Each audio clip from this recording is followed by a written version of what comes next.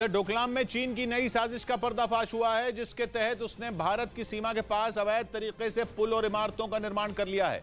डोकलाम में वो जगह है जहां भारत, चीन और भूटान तीनों देशों की सीमाएं मिलती हैं, जिसे हड़पने के लिए चीन ने एक बार फिर बड़ी साजिश रची है। और उस साजिश के तहत चीन ने डोकलाम में कई निर्माण कर लिए हैं। सैटेलाइट से जो तस्वीरें ली गई उनमें दिखा कि चीन ने भारत की सीमा के पास बहने वाली एक नदी पर पुल बना लिया है। उस पुल के पास कुछ इमारतें और वहां कई सड़कें भी नजर आ रही हैं। ये निर्माण उस जगह के पास किया गया है जहां 2017 में भारत और चीन के बीच विवाद हुआ था। हालांकि 70 से ज्यादा दिनों तक चले गतिरोध के बाद दोनों सेनाओं ने विवादित जगह से अपनी सेनाओं को पीछे हटा लिया था। खुफिया रिपोर्ट के मुताबिक चीन भूटान की जमीन पर कब्जा कर रहा है और डोकलाम के आसपास के इलाकों में बुनियादी ढांचे को मजबूत बनाने में जुटा है।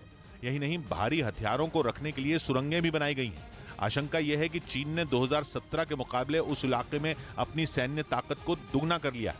उधर अरुणाचल के तवांग में चीन को खदेड़ने के साथ ही सेना ने एलएसी के पास सड़कों की मरम्मत का काम तेज कर दिया।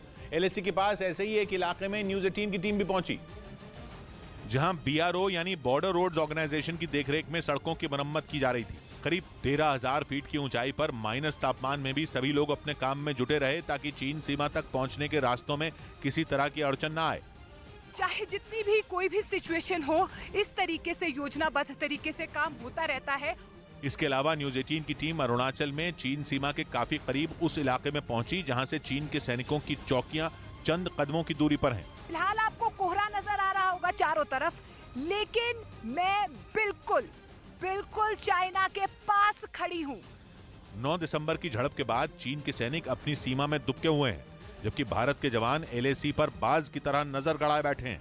इस बीच भारत की सीमा के पास के इलाकों को हथियाने के लिए चीन सलामी स्लाइसिंग वाली चाल चल रहा है। मतलब ये कि चीन जमीन के बड़े हिस्से को हथियाने के लिए छोटे छोटे इलाकों में अपने पैर जमाने की साजिश में जुटा है, ताकि एक बार में उसकी चोरी पकड़ी न जाए। और इसे ही सलामी स्लाइसिंग कहा जाता है। इसे ऐसे समझ सकते हैं कि किसी बड़ी रकम पर हाथ साफ करने के लिए थोड़े थोड़े पैसे निकाले जाएं, जिससे इस बात का पता ही न चले कि अचानक पूरी रकम कहां गई।